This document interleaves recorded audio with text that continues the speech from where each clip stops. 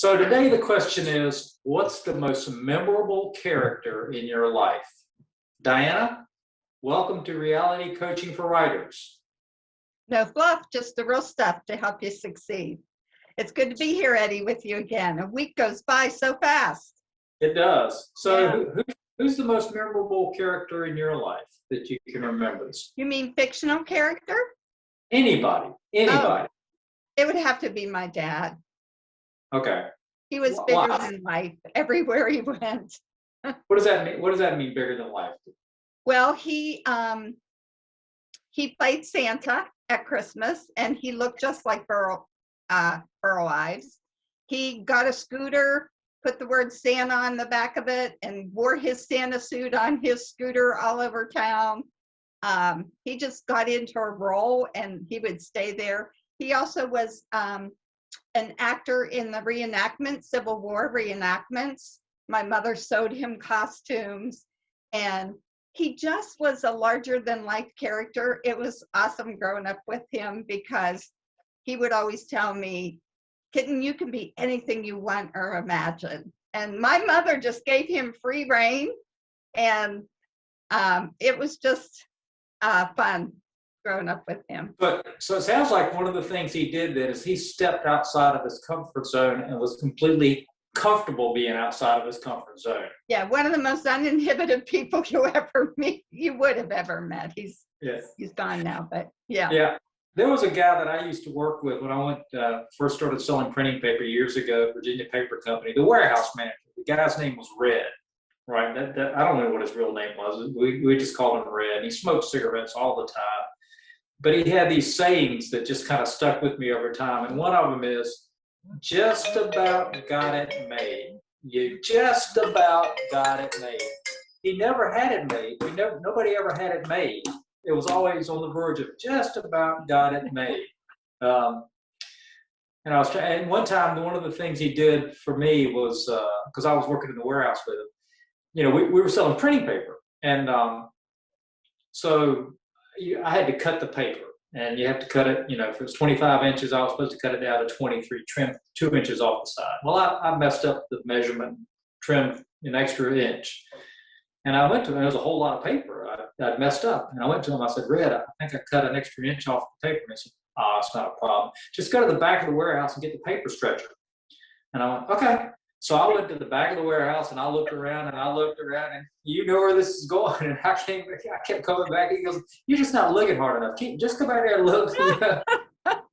And by the time it finally clicked on me, there is no way to stretch paper. I mean, that's just crazy, right?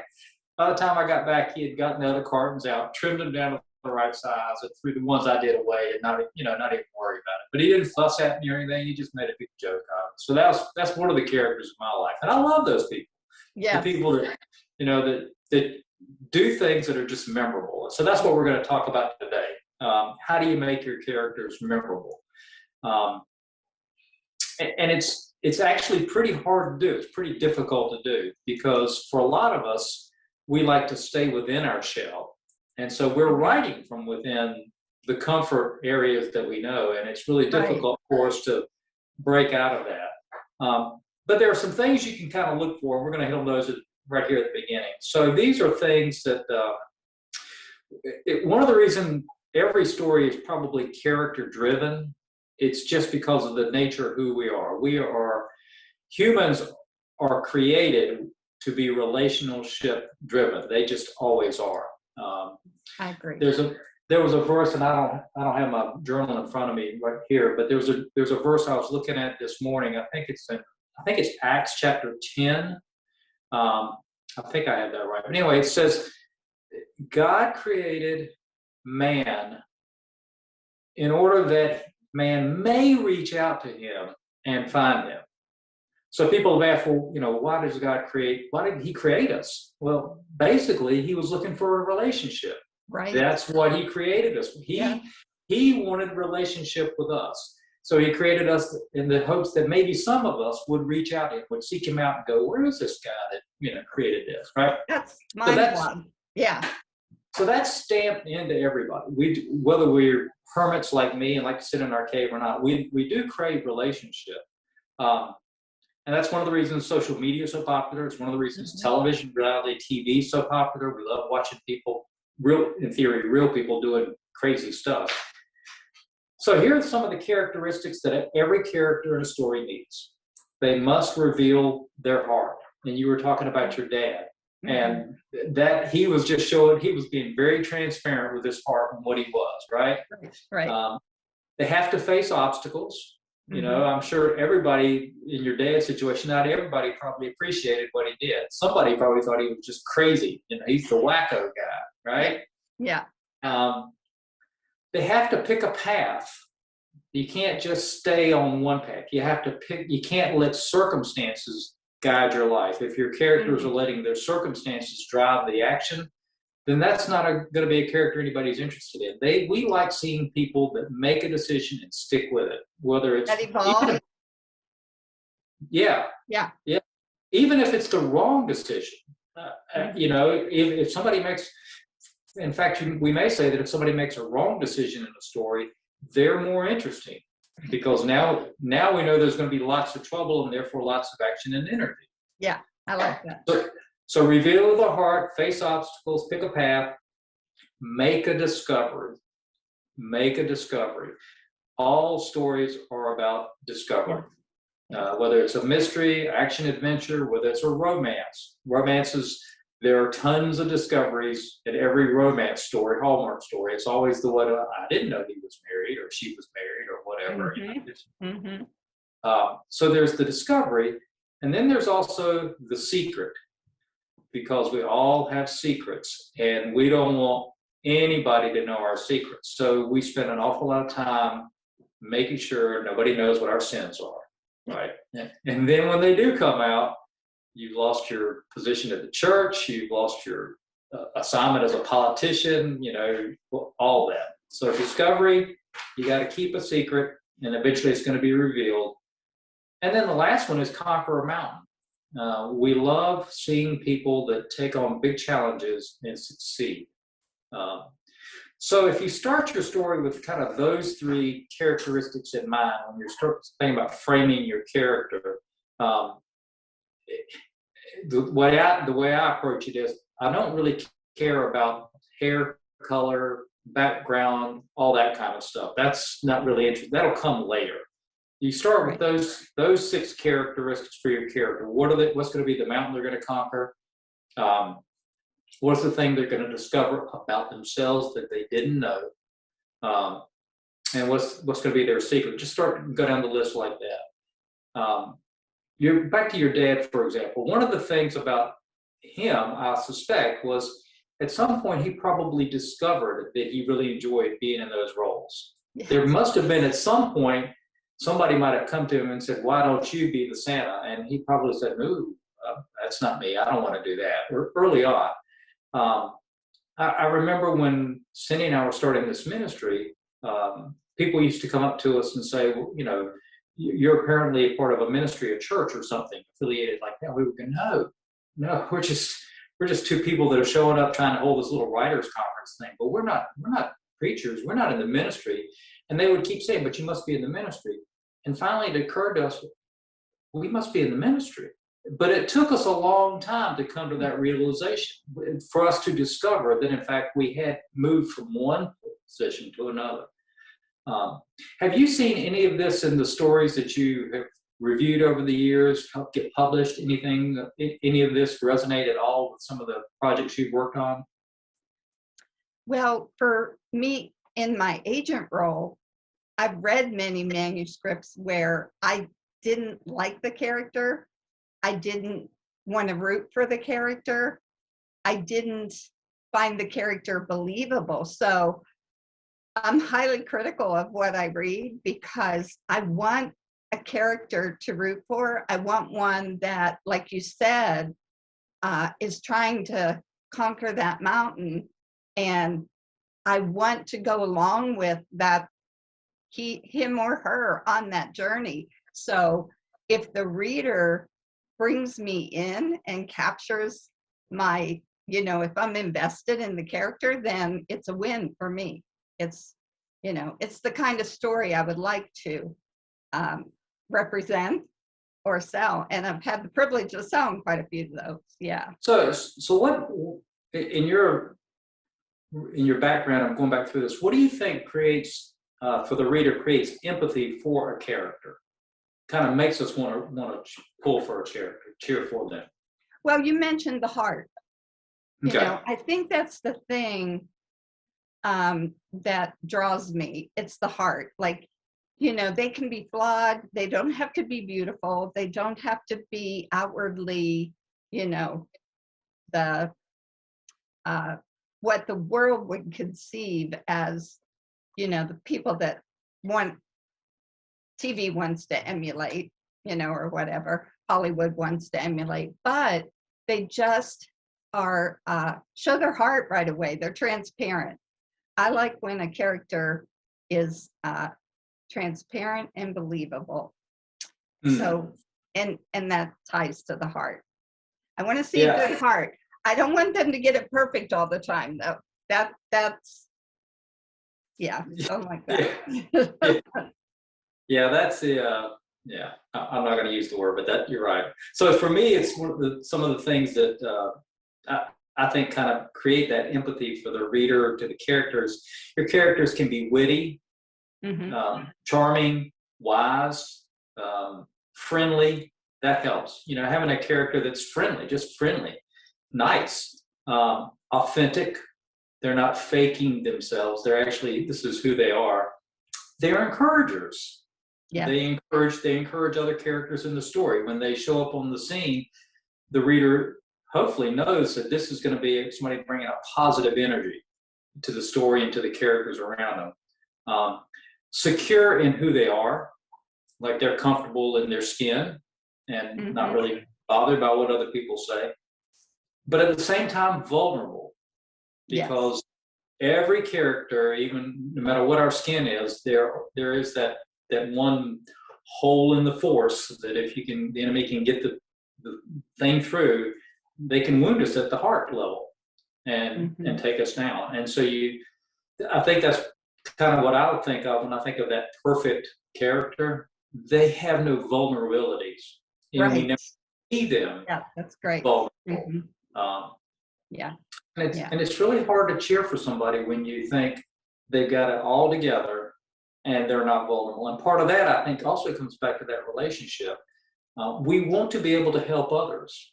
We want to be able to come alongside others and care for them and know that what we're doing is of value. And if a character isn't vulnerable, then we can't offer them anything as a reader. You know, we can't.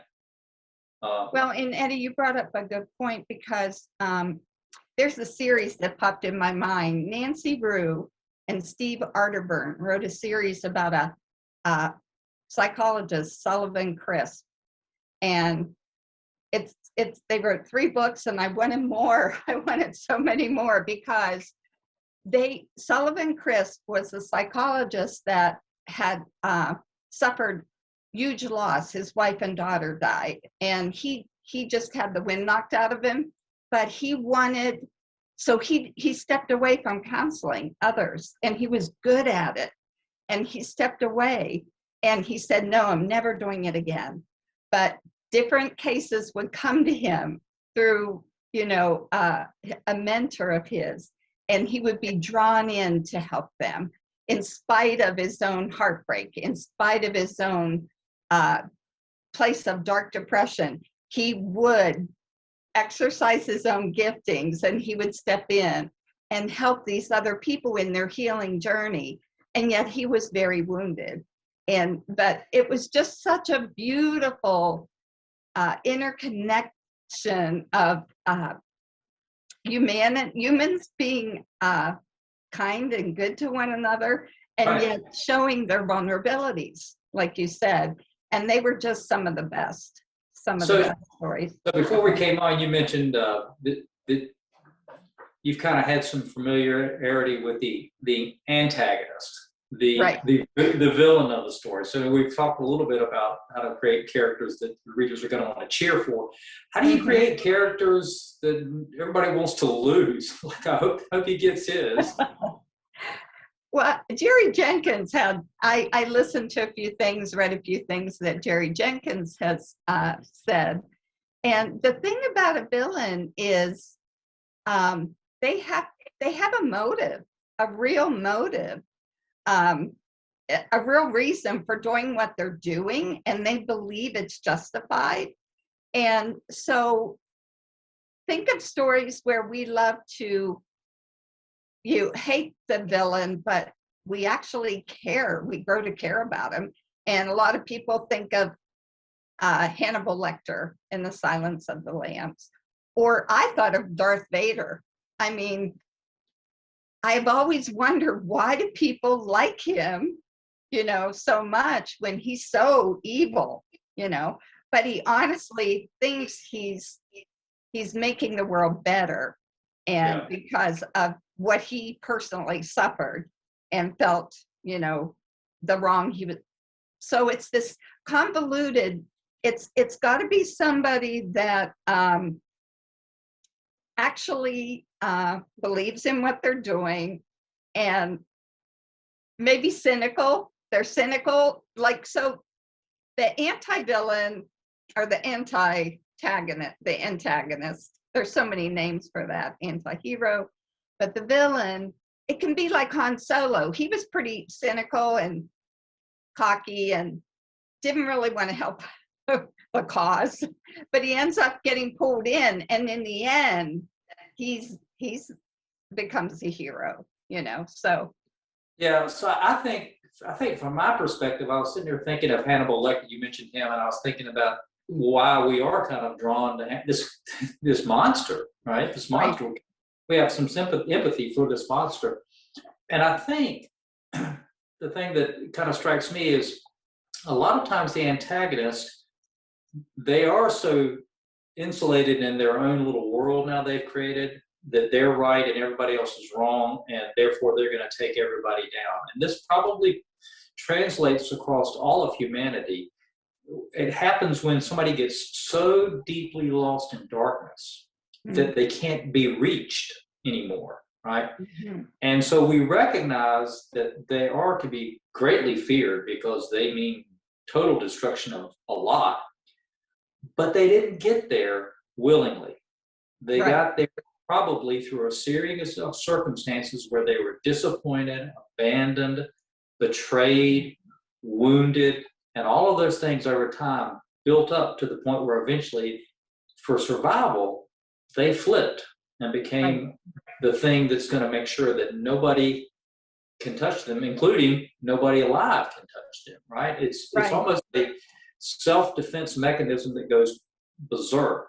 And if you can ever expose that in for the reader to see the glimpse of why Darth Vader became Darth Vader, why Hannibal Lecter became Hannibal Lecter, then you begin to say, at least I understand their motive. I understand kind of why they got there. And that creates empathy for us, for them. Yeah. We still don't want to let them out. No. But at least we have an understanding of why they became the way they are. But another type of antagonist is one that just has an opposing worldview. They're not evil, but at first because they oppose our worldview or our philosophy, then we go on defense. And yet then as we get to know them, all of a sudden we notice, well, they're an incredible parent and an upstanding citizen in all these other areas. They're a fair employer, they're good to their employees love them, but yet they're in our head, they're against something that's a core value to us. So I think that can also enrich character development, because we see that, okay, we share this humanity together, and once we get to know somebody, it's really hard to hate them. Exactly. It is very difficult. And I think you mentioned that before. Yeah. I think it's I don't know, it always comes back to me to Jesus, but I think his presence on earth is a demonstration of that. I think that's one of the reasons he came, was basically to say, look, I'm here to save everybody, and I Right. don't hate anybody. Right. And that the Pharisees could not grasp how in the world Jesus could spend time with sinners. And it was clear, it was easy for him because I loved them. Yes. I don't agree with their philosophy, but I love them deeply, just Well, like he I love knew you. them. Yeah, Yeah, and he knew them. He he knew did. their story. He knew their story. And so I think in a good story, the writer gives us that. That's why Hannibal Lecter became, people cared. It's, we saw the story, and so, and you get to know the person. So Eddie, what about backstory? How does that enter into helping character development? Well, I think backstory. I think when you were saying that, I was sitting there thinking of the movie No Country for Good Men, or No Good Men for Country. There was a movie that came out several years ago, and I watched the Yeah. whole thing. And in the end, I was like, "This is just terrible." I mean, there was no redeeming value to the movie at all.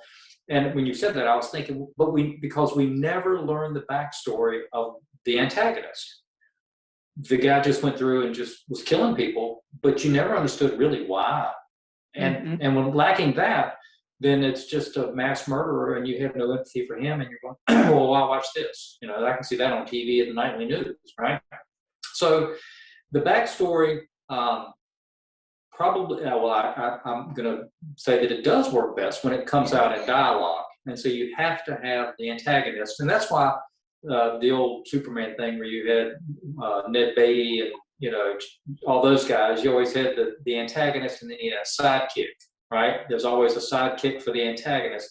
Yeah. That allows for the dialogue between the two to play out. C.S. Lewis and the Screw Tape Letters, there's the screw tape, and then there's one screw tape, and there you see the antagonist and the sidekick in the dialogue, and that's how you learn the backstory of the devil. So you have to have that. I think you have to have sidekick for the dialogue to come out, because if you're just doing a backstory dump, nobody's going to care about that. And so you can just hint at it. Well, I know your mom used to beat you when you were growing up, but you're beyond that. That kind of thing. Oh, I ain't beyond my mom beating me. That kind of thing. Yeah. There's a guy I've met down at Moore Square, and he's very adverse to spending any time with anybody. He doesn't trust anybody, and so we keep showing up and spending some time with him each week. And finally, I got him one time just in a conversation. I was like, so, if you're going to leave the park to go get your hair cut, that means you're going to have to leave the park to get your hair cut. Right, that's just the way it's going to work. A barber's not going to come here to cut your hair. Right. You have to go there, right? And he said, but I just don't trust people. And I go, well, why? And he shared with us. He said, you would think that your mother would have your back, but my mother betrayed me. And once he said that, I understood him a whole lot better, because he's right. Your spouse may betray you, your dad, friends, but when your mom turns her back on the child, then that's tough. If you're a child, that's tough to come back, because who are you ever going to trust ever again? Right. So knowing that, had I been having this conversation with him in prison for killing people, I would have had the same reaction, because now I know why he is the way he is. Yeah. And there comes the empathy. Yeah. Exactly. So at this point, we don't push him anymore. He can stay in the park as long as he wants to. He can come out. Well, so the other. Go ahead. I was just going to say, you mentioned the side kick, and I know a lot of people talk about deep point of view for the main character. You want deep point of view, and others call that flat and round characters. And the flat characters would be the supporting characters. We don't need to know everything about them. It might be a fellow employee that just, plays a little, comes on scene and goes off or whatever. But how much do you think how much of the sidekick should be developed? Not much. They're the straight guy. They are the straight guy. You don't really care what their motivations are and they're there as a prop. They're just a human prop.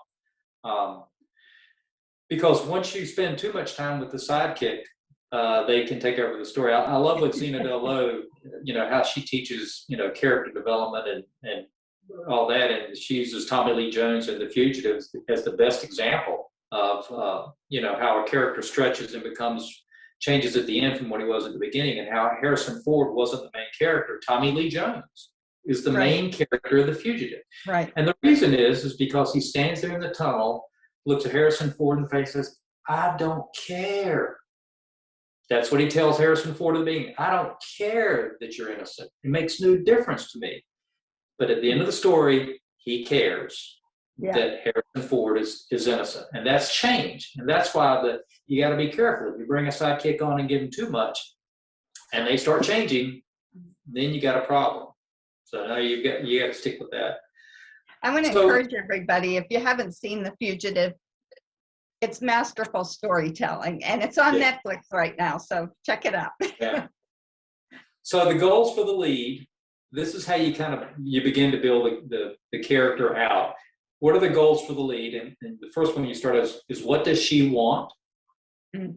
And then what is she willing to do to reach her goal? So this is where the antagonist and the protagonist both share that common thing, is how far will they go to get what they want? Mm-hmm.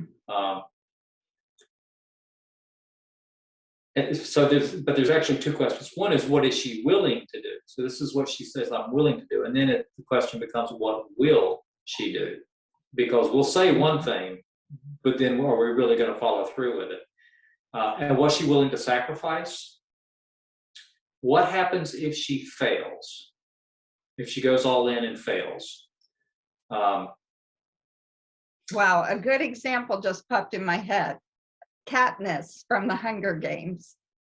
From the Hunger Games. I don't remember that. Have you seen that series? No, it was too violent for us. But she, it became a point of what was she really willing to do to save her sister. And so if you do these things, what does she? Well, I'm gonna put it into the he part now. Okay. What does he want? What's he willing to do to reach his goal? What will he do? What's he willing to sacrifice? And what happens if he fails? So if you've seen the movie The Notebook, okay, and I love this one. Early in the story, Noah goes up on a Ferris wheel, and he's hanging by the bar on the Ferris wheel, right? They're riding around, and he's hanging by his hands. And she says, get in here. He goes, no, not until you tell me you love me, or something like, until you'll go out on a date with me. So he's risking his life. For the most part, he's risking his life. And that's what he's saying to the reader and the viewers. I'm willing to go all in just to get a date with you. I'm willing to lay down in the middle of the road just to get your attention, right? And I love that because I was telling my granddaughter the other day, Selma, she's in first grade, or in kindergarten, going into first grade, and there's a boy involved now. And I was explaining to her about boys, and how it works. And I said, if they throw rocks at you, if they throw erasers at you, it means he likes you. And she goes, what do you mean he likes me? I said, we're not very bright, Selma. We haven't figured this thing out. But the fact that we are willing to throw something at you is our way of saying, I see you. I like it. She goes, y'all are weird. I go, I know. We are. But that's what boys are willing to do in the boy thing. That's what we're willing to do. We're willing to go all in, lay in the middle of the road, hang from a Ferris wheel, just so that you'll go, I'll go out with you. That kind of thing. So, that's very good. In my case, we're running out. I only got a few minutes left, but I'll go ahead and tell a quick story. In my case, for the viewers that don't know, I met my wife at a stoplight in West Palm Beach, Florida during spring break. We were at the stoplight.